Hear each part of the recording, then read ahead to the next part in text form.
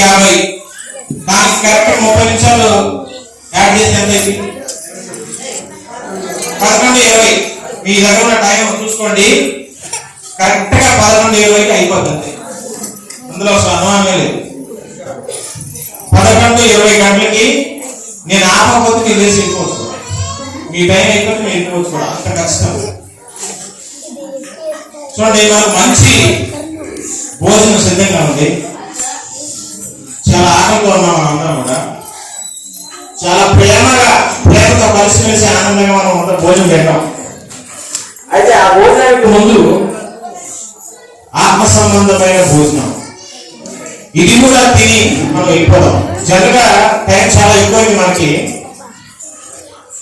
ఇది పెట్టకపోతే ఒక రకంగా బాగుంది, కానీ అంతా చేసి వాక్యమే లేదనుకో అది చప్పగా ఉంటుంది.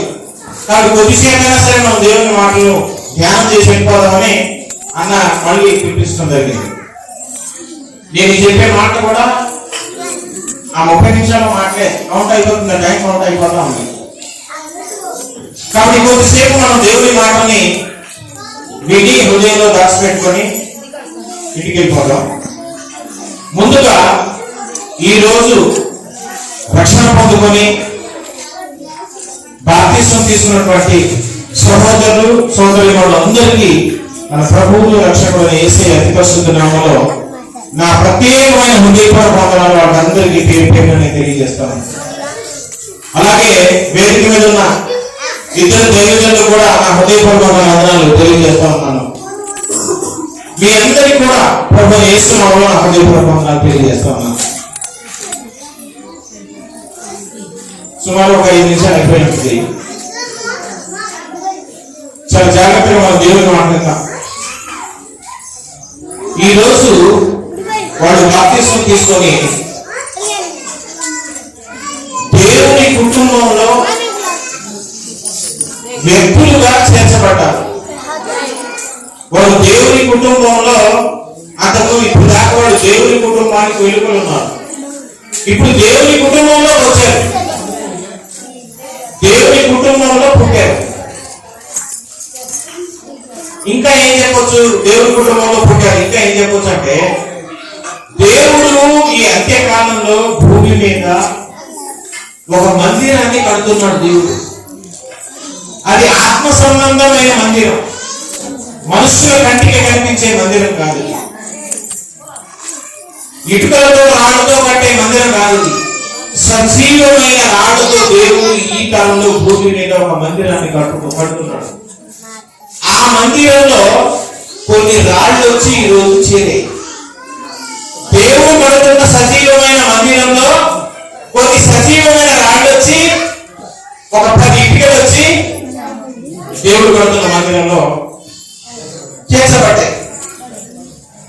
సజీవ రాళ్ళుగా చేర్చబడ్డారు. దేవుడి కుటుంబంలో కొత్తగా పుట్టారు. ఏమండి? అలాగే దేవుని సంఘ వధువు శరీరం ఒకటి భూమి మీద. సంఘ వధువు శరీరం, వధువు సంఘం శరీరంలో మనమందరం అవయవాలు. క్రీస్తు సంఘం అనే శరీరంలో మనమందరం ఎవరో చెప్పండి? అవయవాలు. వాళ్ళు సాటి అవయవాలుగా చేర్చబడ్డారు. క్రీస్తు సంఘం అనే శరీరంలో మనకు సాటి అవయవాలుగా వాళ్ళు ఈరోజు చేర్చబడ్డారు. దేవుడు కడుతున్న మందిరంలో సజీవమైన రాళ్ళుగా వారు చేర్చబడ్డారు. దేవుని కుటుంబంలో విశ్వాసులుగా వారు బిడ్డలుగా చేర్చబడ్డారు. వారు మనకందరికీ ఇక్కడ నుంచి సహోదరులు. మనమందరం ఒకే శరీరంలోని అవయవాలను మర్చిపోకూడదు. వాళ్ళను అంతకుముందు ఎప్పుడో బాప్తిసం తీసుకొని రక్షణలోకి వచ్చిన మనమందరం ఏం చేయాలంటే మనలో యేసయ్య నింపిన ప్రేమను వాళ్ళకందరికీ పంచాల్సిన అవసరం సంఘంలో ఉన్న ప్రతి ఒక్కరి మీద ఉంది. మర్చిపోకూడదు. యేసయ్యలో నీవు నేర్చుకున్న ప్రేమ ఏంటి, సహనం ఏంటి, ప్రార్థన జీవితం ఏంటి, అనుభవాలు ఏంటి, యేసయ్యలో నీకున్నటువంటి అనుభవాలు ఏంటి, అవి వాళ్ళకు నేర్పించాల్సిన బాధ్యత మనందరి మీద ఉంది. ప్రతి ఒక్కరు వాళ్ళకు బాగా పాటించాలి, వాళ్ళ వరకు ప్రార్థన చేయాలి. ఏదైనా తెలియని విషయాలు వాళ్ళకు మనం నేర్పించే ప్రయత్నం చేయాలి. ఇది మనందరి బాధ్యత. ఎందుకంటే మన సాటి అవయవాలు. ఇప్పుడు ఒక శరీరంలో ఎన్నో రకాల అవయవాలు ఉన్నాయి. ఒక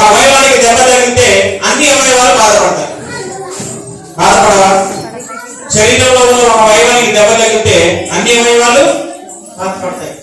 మరి మన సహోదరులు మనకు సాటి అవయవాలుగా వాళ్ళు శ్రద్ధపడినప్పుడు వాళ్ళ బాధను మన బాధగా భావించాలి. నిజమైన విశ్వాసి, నిజమైన భక్తిపరుడు, నిజంగా క్రీస్తును ఆరాధించేవాడు ఎలా ఉంటాడంటే పక్కనున్న తన సహోదరునికి బాధ కలిగితే తన బాధగా దాన్ని ఫీల్ అవుతాడు. ఇతరులకు ఇబ్బంది కలిగితే తన ఇబ్బందిగా ఫీల్ అవుతాడు. అటువంటి కష్టం, అటువంటి శ్రమలు నాకు వస్తే నా పరిస్థితి ఏమవుతుందని భావిస్తాడు.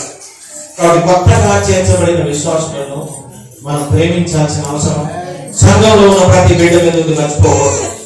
వాళ్ళని మీరు ప్రార్థన నేర్పిస్తారో, పాటలు నేర్పిస్తారో, మీ అనుభవాలు నేర్పిస్తారో, మీ సాక్ష్యాలు నేర్పిస్తారో, వాళ్ళని ప్రేమించే బాధ్యత మాత్రం మనందరి మీద ఉంది, మర్చిపోవచ్చు. వాళ్ళు యేసులో జన్మించిన పసి పిల్లలు అంటోళ్ళు. వాళ్ళని ముందే మనం యేసులో వచ్చి ఎదిగిన మనం వాళ్ళని నరక నేర్పించాలి. అనేక విషయాల్లో వాళ్ళకి మనం చేతులు వాళ్ళ సహాయంగా ఉండాలి. అంతేగాని రక్షణలోకి వచ్చిన వాడు బయటికి వెళ్ళిపోయేటట్టుగా వాళ్ళని మనం అవమానపరిచేటట్టుగా మనం ఎప్పుడు ప్రవర్తించుకోవాలి.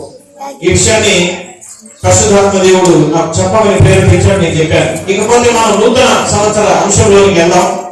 20 నిమిషాల టైం అవుతుంది. చూడండి, ఈనాడు మనం చెప్పబోయే మరి సందేశంలో మూల వాక్యంగా యెహోషువ గ్రంథం 3వ అధ్యాయము, దయచేసి 4వ వచనం చదవండి. యెహోషువ గ్రంథం 3వ అధ్యాయము 4వ వచనం. ఎవరైనా సహాయం చేస్తే చదివి కష్టం అయిపోతుంది. యెహోషువ గ్రంథం 3వ అధ్యాయం 4వ వచనం.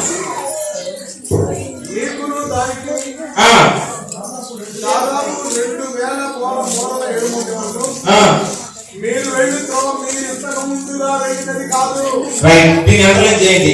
మళ్ళీ చదవండి అది ఆ మాట ఒకసారి. మీరు వెళ్ళు త్రోవ, మీరు ఇంతకు ముందుగా వెళ్ళిన త్రోవ కాదు.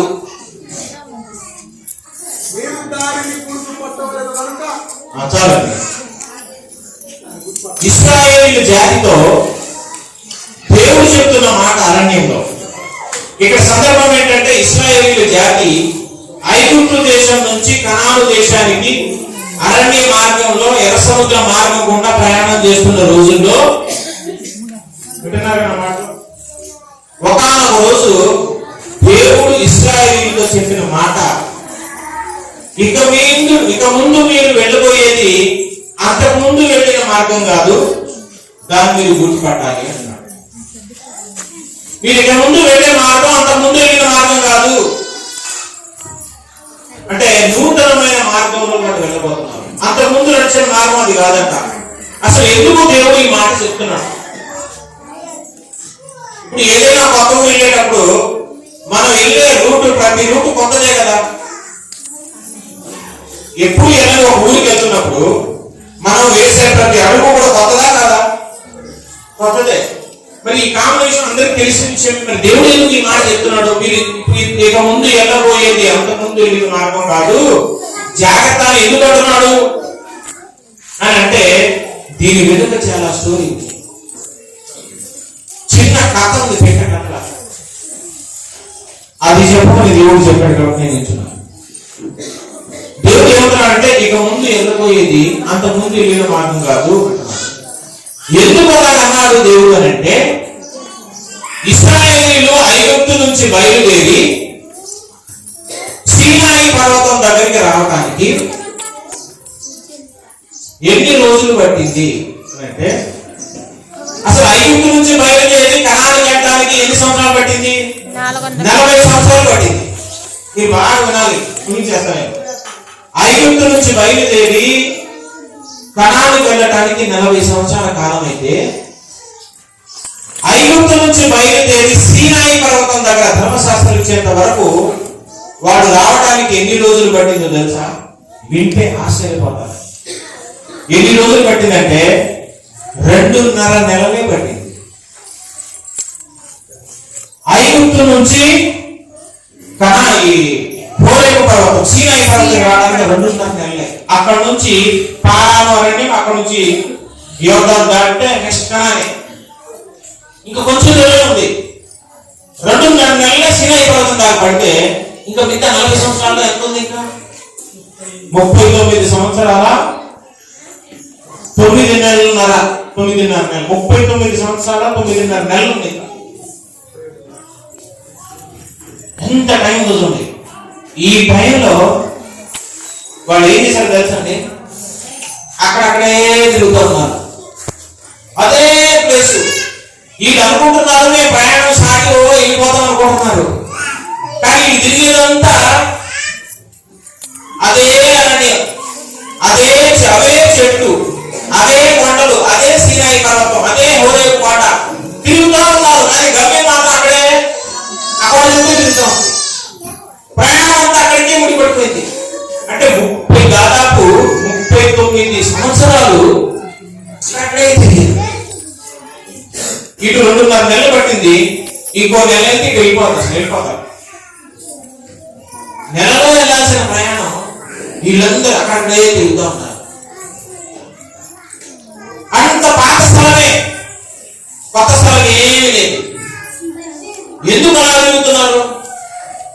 ఎందుకనంటే వారి జీవితంలో అవిధేయత చోటు చేసుకుంది. దేవుని మీద తిరుగుబాటు చేశారు. గమనించాలి అందరూ. ఎన్నో అద్భుతాలు ఐగుప్తు దేశంలో చూశారు. ఎర్ర సముద్రాన్ని పాయ చేయడం చూశారు. పగలు మేఘస్తంభం, రాత్రి అగ్ని స్తంభంలో దేవుడు నడిపించడం కొడాలు చూశారు. ప్రతిరోజు ఉదయాన్నే మన్నా కొట్టడం చూశారు, తిన్నారు. దేవుడు మాంసాన్ని కురిపించాడు, తిన్నాడు. తర్వాత బండలు చేసి నీళ్ళు ఇచ్చారు, తాగారు. మానవ మొదలుగా చేశారు, తాగారు. ఎన్నో అద్భుతాలు చూసి దేవుడి మీద స్మరణ మాత్రం మర్చిపోలేదు. దేవుడి మీద తిరుగుబాటు చేశారు. దేవుడికి అవిధేయులు అయ్యారు, శాపగ్రస్తులు అయ్యారు. అప్పుడు దేవుడు వాళ్ళని శిక్షించాడు. ఏమనుకున్నాడు తెలుసా? ఇక వీళ్ళని కనాను తీసుకెళ్ళడం నాకు ఇష్టం లేదు. ఇది శాపగ్రస్తమైన జనాంగం, శపితమైన ప్రజలు. ఇటువంటి వాడు నాకు అక్కర్లేదని దేవుడే విసిగిపోయేంతగా దేవుడిని బాధ పెట్టారు. శిక్షకు గురి అయ్యారు. దేవుని ఉగ్రత దిగొచ్చింది, దేవుని శిక్ష దిగొచ్చింది. వీళ్ళలో ఎవ్వరు కణానికి వెళ్ళకూడదని దేవుడు నిర్ణయం తీసుకున్నాడు. ఎవరు వెళ్ళాలి మరి కణానికి అంటే? వీళ్ళు ఇక్కడే కొంత కొన్ని సంవత్సరాలు ఇక్కడే చుట్టూ తిరుగుతూ ఉండాలి. వీళ్ళకి పిల్లలు పుట్టాలి, ఆ పిల్లలు పెద్దోడై ఆ తరం కణానికి వెళ్ళాలని దేవుడు నిర్ణయం తీసుకున్నాడు. ఆ పిల్లలు పుట్టి పెరిగే వరకు అక్కడక్కడే తిరుగుతూ ఉన్నారు. వీళ్ళు అనుకుంటున్నారు మా ప్రయాణం హ్యాపీగా కొనసాగిపోతుంది, కణాన్ని వెళ్తాం అనుకుంటున్నారు. కానీ తిరిగేదంతా అక్కడే. చూడండి ఒకసారి బైబిల్ గ్రంథంలో ఈ మాట చూద్దాం. ద్వితీయోపదేశకాండం 1వ అధ్యాయం చివరి వచనం చూడండి. ద్వితీయోపదేశకాండం 1వ అధ్యాయం చివరి వచనం 49, 46 వచనం చివరి వచనం. ద్వితీయోపదేశకాండం 1వ అధ్యాయం చివరి వచనం. కాగా మీరు కాదేశులో బహుదినములు నివసించితిరి. మీరు నివసించిన దినాలెన్నో మీకు తెలుసు. 2వ అధ్యాయం 1వ వచనం. Next continuation.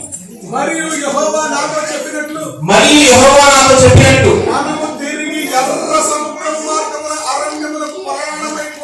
పోయి బహుదినములు సేయరు మన్యము చుట్టూ తిరిగితిమి.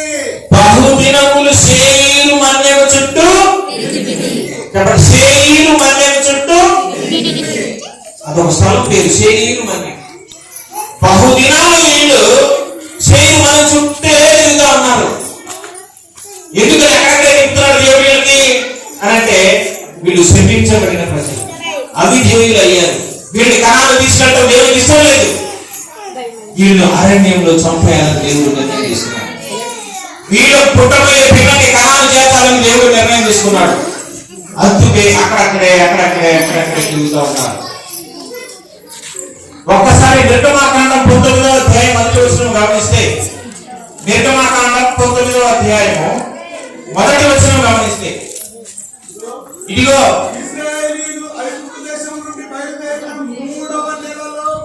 ఐగుప్తు నుంచి బయలుదేరిన 3వ నెలలో, బయలుదేరిన నాడే 3వ నెల ఆరంభ దినమందే, మార్చి నెల 1వ తారీఖు నాడే అది ఐగుప్తు నుంచి బయలుదేరి సీనాయి అరణ్యానికి రావడానికి 3వ నెల ఫస్ట్ లోనే వచ్చేసారు. అంటే వాళ్ళు బయలుదేరింది ఎప్పుడంటే పస్కా పండుగ అక్కడ బలిని అర్పించి సంహారపు దూత దాటిపోయిన తర్వాత వీళ్ళు వచ్చారు. అది పస్కా పండుగ ఎప్పుడు జరిగిందంటే జనవరి 14వ తారీఖు. మొదటి నెల 14వ తారీఖు పస్కావళి జరిగింది. అక్కడి నుంచి బయలుదేరి వచ్చారు. మార్చి మొదటి దాకా చూస్తే దాదాపు 2.5 నెలలు సుమారు. ఆ టైం తక్కువ టైంలోనే చిన్న ప్రభుత్వం వచ్చారు. కానీ 39 సంవత్సరాల నుంచి అక్కడక్కడే శైలి మనీ చుట్టూ తిరుగుతూ ఉన్నారు. ఎందుకంటే ఇది శపించబడిన జనాంగం, దేవునికి ఇష్టంగా లేని జనాంగం, రాలిపోయే జనాంగం. ప్రియమైన సహోదరి సహోదరుడా, ఈనాడు చాలా మంది కూడా ఏమనుకుంటున్నారంటే వారి ఆత్మీయ యాత్రలో ముందుకు వెళ్ళిపోతున్నాం, ముందుకు సాగిపోతున్నాం, దేవునితో నడుస్తున్నాం అనుకుంటున్నారు. కానీ శరీరు మన్యం చుట్టే వారి యాత్ర కొనసాగుతా ఉన్నాయి. వారి జీవితంలో దేవునికి నచ్చనిది, అవిధేయత చోటు చేసుకున్నది, దేవునికి నచ్చని కొన్ని విషయాలు వారి జీవితంలో ఉండబట్టి వారి జీవితం ఆత్మీయ యాత్ర ముందుకు సాగట్లేదు. పరమ కణాల వైపు మన జీవితం సాగట్లేదు, మన యాత్ర సాగట్లేదు. మనం అనుకుంటున్నాం ఏ చేతిలో వెళ్తున్నామే, ముందుకు సాఫీగా మన జీవితం గడిచిపోతుంది అనుకుంటున్నాం. కానీ నువ్వు నేను తిరిగేది శరీరం అందించుంటే వ్యర్థమైన ప్రయాణం, దేనికి పనికిరాని ప్రయాణం, నేను నరకానికి గుండానికి తీసుకెళ్లే ప్రయాణం. నూతనత్వం లేదు. Happy new year, happy new year, happy new year. ఎక్కడుంది హ్యాపీ న్యూ ఇయర్? క్యాలెండర్ లోకి వచ్చింది happy new year. New year calendar లో ఉంది, కానీ మన జీవితంలో మొత్తం ఓల్డ్ ఇయర్, పాత జీవితమే, పాత చింతకాయ పచ్చలాగా. అవే మాటలు, అవే ప్రవర్తన, అవే అపవిత్రత, అవే శరీర కార్యాలు, అవే శరీర క్రియలు, అవే దూషణకరమైన మాటలు, అదే ప్రవర్తన. ఎక్కడుంది కొత్తదనం? ఎక్కడుందండి? హ్యాపీ న్యూ ఇయర్ మన జీవితంలో ఏం కనిపించట్లేదు. క్యాలెండర్ లో సంవత్సరం మారింది, మన బ్రతుకులో పాత సంవత్సరమే. 2020 సంవత్సరంలో మనం ఎలా నడిచామో 2021 సంవత్సరంలో అలాగే నడుస్తున్నాం. 2019 సంవత్సరంలో మీరు ఏం చేశారో 20లో కూడా అదే చేసింది. 19లో ఎలా నడుచుకున్నావు 20లో కూడా అలాగే నడుచుకున్నప్పుడు 21లో కూడా అలాగే నడుచుకుంటాం కదా. హ్యాపీ న్యూ ఇయర్, న్యూ ఎక్కడుంది అసలు? నూతనత్వం ఎక్కడుంది మన జీవితాల్లో?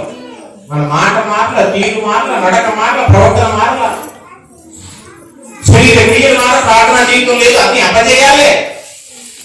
ప్రార్థనలో గెలిచింది లేదు, శరీర క్రియలో గెలిచింది లేదు, లోకంలో గెలిచింది లేదు, ప్రార్థనలో పోరాడింది లేదు, పరిశుద్ధాత్మను పొందుకుంది లేదు, దేవుడు కొరకు వాడబడేది లేదు. ఇవన్నీ పోగా అలా దూషిస్తున్నాం. ఈ దూషణ కూడా మారాలి. దేవునిలో బాగా సంతోషిస్తున్న వారిని చూసి, పులిని చూసి నక్కలు వార్తలు పెట్టుకున్నాక, నక్క ఒక రోజు ఒక ద్రాక్ష చెట్టు మీద ద్రాక్ష గెల వేలాడుతూ ఉంటే దాన్ని అందుకుంటామని నక్క ఎక్కుతా ఉందంట. అందట్లేదు. ట్రై చేసింది ద్రాక్ష గెల అందట్లేదు. చివరికి ఏమనుకుందో తెలుసా? ఈ కొల్లముంటే ఎవరు తింటాడని. కొల్లముంది కాబట్టి తెలియదు. ఎందుకు నాకు తెలియదంటే, నాకు అందలేదంటే పరుగు పోతుంది. నాకేం చెప్తుంది తెలుసా? వేరే జంతువుతో ఈ కొల్లముంటాయి అందరి ద్రాక్ష పుల్లదా అనే సామెత పుట్టింది. అట్లాగా చాలా మంది విశ్వాస జీవితాలు ఎలా ఉందంటే, మనం పాడేవాళ్ళని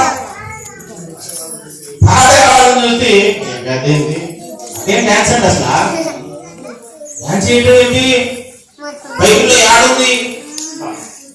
నిజంగా నాకు బయట నమ్మడం లోపల బైబిల్లో యాడుంది అని ఎవరంటారు తెలుసా? బైబిల్ మొత్తం పరిశీలించినప్పుడు అంటారు బైబిల్లో యాడుందని. అంటే ఏంటి? అమ్మగారు బైబిల్ అంతా చదివిస్తుంది అనమాట. దాని అర్థం ఏంటి? నాకు ఎక్కడ కనపడలేదే. బైబిల్ ఇప్పటికే చాలాసార్లు చదివా. బైబిల్ ఏముంది? ఒక ఆయన బోధకుడు డైరెక్ట్ గా యూట్యూబ్ లో ప్రసంగం చేస్తున్నాడు. ఎవరు తెలుసా? అంటే అలాంటి సపోర్ట్ చేసిన ఒక బోధకుడు డ్యాన్స్ చేసేది ఏంటంటే నాట్యం చేయమని బైబిల్ ఎక్కడుందండి? దావీదు రాజు ఏదో నాట్యం చేశాడని మనసాన్ని ఎత్తుకెళ్ళేటప్పుడు అది ఎవరు చూపించి క్రైస్తవులందరూ కూడా డ్యాన్స్ చేస్తున్నారు. దావీదు మహారాజు తప్ప బైబిల్లో ఎవరైనా డ్యాన్స్ చేశారా? ఒక్క రిఫరెన్స్ చూపించండి అంటున్నాడు. నాకు వెంటనే ఫోన్ చేద్దాం అనిపించింది, కానీ ఎందుకు అనవసరంగా మురికి అనిపించుకోవడం అని. ఎంత ధైర్యం ఉండాలి ఆ మాట చెప్పడానికి, సిగ్గు ఉండాలి కొంచెం. బైబిల్లో ఎవరైనా డ్యాన్స్ చేశారా? చూపించండి అంటున్నాను. నేను చాలా చూపిస్తా, ఒక రెండు మాత్రం మీకు సాక్ష్యం కోసం చూపిస్తా. ఒకసారి లూకా సువార్త 6:23 వచ్చింది. కొత్త నిబంధన లూకా సువార్త 6:23 ఫాస్ట్ గా. లూకా సువార్త 6:23. ఆ దినమందు మీరు సంతోషించి గంతులు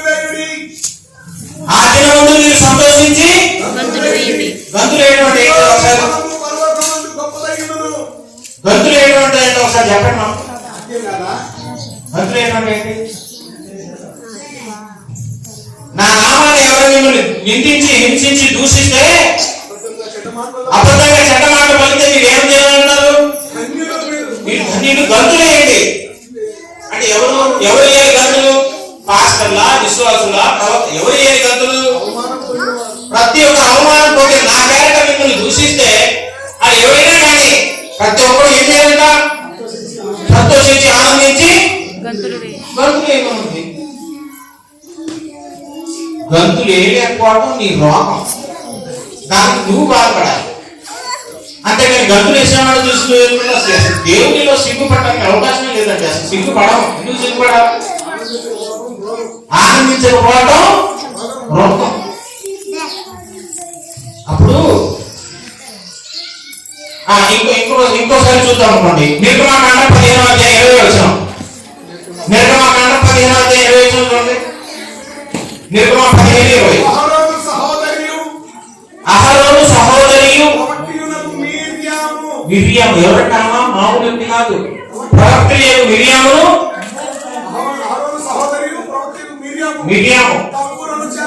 తమ్ముడు చేత పెట్టుకొని స్త్రీలందరూ తమ్ములతోనూ చెప్పండి దేంతోనూ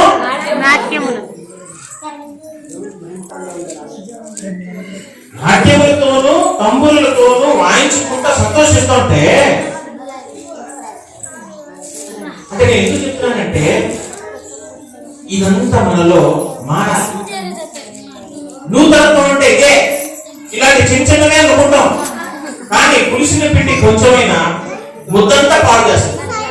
మన బ్రతుకంతా చిన్న చిన్న తప్పులతోనే ఇదేమవుతుంది అని చిన్న చిన్నగా ఎంచుకుని ఏదైతే ఉన్నాయో వాటి వల్ల మన జీవితం చివరికి నష్టమైపోవాలి.